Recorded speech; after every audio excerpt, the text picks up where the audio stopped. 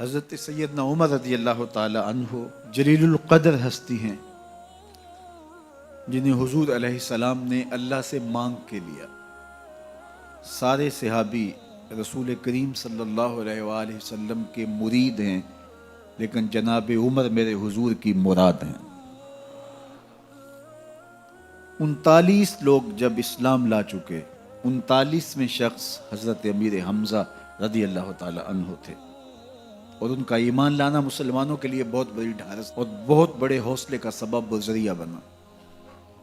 تو میرے حضور نے ہاتھ اٹھا لیے، کہا اے اللہ، ایک شیر دیا ہے امیر حمزہ، ایک شیر اور عطا کر دے، اب تیری مرضی، عمر بن خطاب دے دے یا عمر بن حشام دے دے۔ حضور دعائیں مانگ رہے ہیں، اور یہ ہاتھ میں تلوار لیے غیظ و غضب سے بھرے ہوئے گھر سے نکلتے ہیں کہ بانی اسلام کا چراغ ہی بجھا دینا ہے۔ راستے میں ایک صاحب ملے اور کہا کہ عمر، تیور کوئی اچھے نہیں لگتے، خیر تو ہے، کدھر جا رہے ہو؟ کہا چراغ اسلام بجھانے جا رہا ہوں، یہ روز کا مسئلہ ختم ہونے لگا ہے میرے ہاتھوں۔ مسکرا کے بولے گھر کی خبر تو لو۔ کہا میرے گھر کو کیا ہوا؟ کہا تمہاری بہن فاطمہ بھی نوکر بن گئی ہے رسول اللہ صلی اللہ علیہ وسلم کی۔ غصے سے بھرے ہوئے اپنی بہن کے گھر کا رخ کرتے ہیں، اندر سے قرآن پڑھنے کی آواز آ رہی ہے۔ غصہ اور بڑھ جاتا ہے، دروازے کو زور زور سے کھٹکھٹاتے ہیں۔ اہل خانہ سمجھ گئے ماجرا کیا ہے، گرجدار آواز ہے جناب عمر کی، دروازہ کھولو۔ جلدی سے معلم کو چھپا دیا اور بہن آگے بڑھ کے دروازہ کھولا۔ کہا تم سابی ہو گئے ہو، دین چھوڑ دیا تم نے، بتوں کی وفا ترک کر دی، اور بے تحاشا مارنا شروع کیا۔ بہن کا سر پھٹ جاتا ہے، خون بہنے لگتا ہے، اور یہ مارتے چلے جاتے ہیں۔ فاطمہ بنت خطاب بولی عمر، تم خطاب کے بیٹے ہو، سنو میں بھی خطاب کی بیٹی ہوں، جو ظلم جو جبر کرنا ہے کرو، میں محمد عربی کا دامن نہیں چھوڑوں گی۔ سوچنے پہ مجبور ہو جاتے ہیں وہ کون سی طاقت ہے جس نے بجلیاں بھر دی اس کے اندر۔ کہا جو تم پڑھ رہے تھے مجھے بھی سنا سکتے ہو؟ کہا تمہیں غسل کرنا ہوگا۔ عمر اپنے بدن کو دھو رہے ہیں، میرا رب دل دھو رہا ہے۔ اتنے میں معلم بھی قرآن لے کر آ جاتے ہیں، اور قرآن کی تلاوت ہونے لگتی ہے۔ طٰہٰ ما انزلنا علیک القرآن لتشقیٰ، 14ویں رات کے محبوب چاند، ہم نے قرآن اس لیے نازل تو نہیں کیا تھا کہ تم مشقت میں پڑ جاؤ۔ بے تاب ہو گئے، کہا عمر کی عمر برباد ہو گئی، مجھے لے چلو حضور کی چوکھٹ پہ۔ تلوار حمائل کی ہے، بہنوئی ساتھ ہیں، اور حضور کی بارگاہ میں حاضر ہو رہے ہیں۔ دروازے کے سوراخوں سے دیکھا تو صحابہ تشویش کا اظہار کرنے لگے کہ عمر آ رہا ہے، تلوار حمائل کی ہے، ارادے اچھے نہیں لگتے۔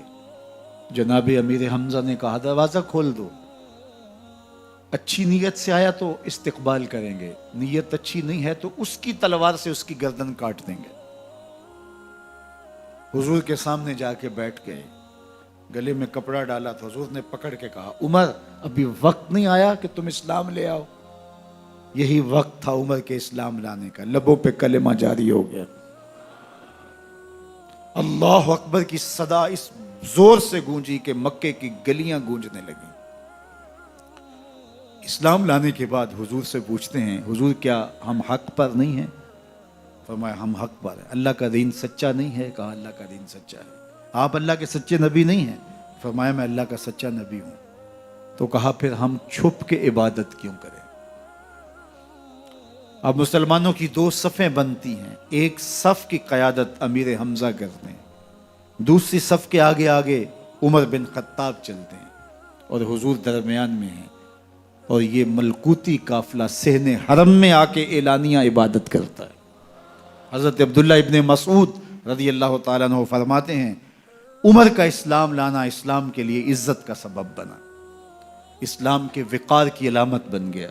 ایک ایک کے دروازے پہ جا کے دروازہ کھٹکھٹا کے کہتے ہیں، وہ تو اور خبر سننے کے لیے بے چین تھے کہ یہ بانی اسلام کی زندگی کا چراغ بجھانے گیا تھا، کوئی خبر لایا ہوگا۔ وہ کہتے ہیں آؤ عمر کدھر آئے ہو؟ کہا تمہیں بتانے آیا ہوں، کمزوروں سے پنجہ آزمائی کرتے رہے ہو، آؤ میرے سے بات کرو، میں محمد عربی کا نوکر بن گیا ہوں۔ اللہ اکبر۔ میرے حضور نے فرمایا جب اچھے لوگوں کا ذکر کرو تو میرے عمر کا ذکر بھی کیا کرو۔ میرے عمر کی زبان پر حق بولتا ہے، سچ بولتا ہے۔ ان الشیطان یفر من ظل عمر، عمر کے سائے کو دیکھ کے شیطان بھاگتا ہے۔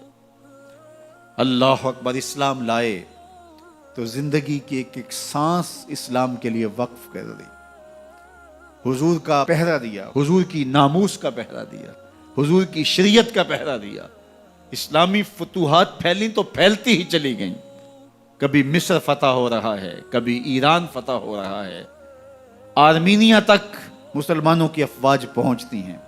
22 لاکھ مربع میل پر حضرت عمر رضی اللہ تعالیٰ عنہ کی سلطنت پھیل جاتی ہے۔ عدل و انصاف کا دورہ ہوتا ہے۔ زمانے نے دیکھا کہ غیر مسلم بھی عدالت میں کھڑا ہے تو اسے خوف نہیں ہوتا تھا کہ میرے سے ناانصافی ہوگی، اس لیے کہ حکومت عمر کی چل رہی ہے۔ وہ بھی مطمئن ہوتا تھا کہ میرے ساتھ انصاف ہو۔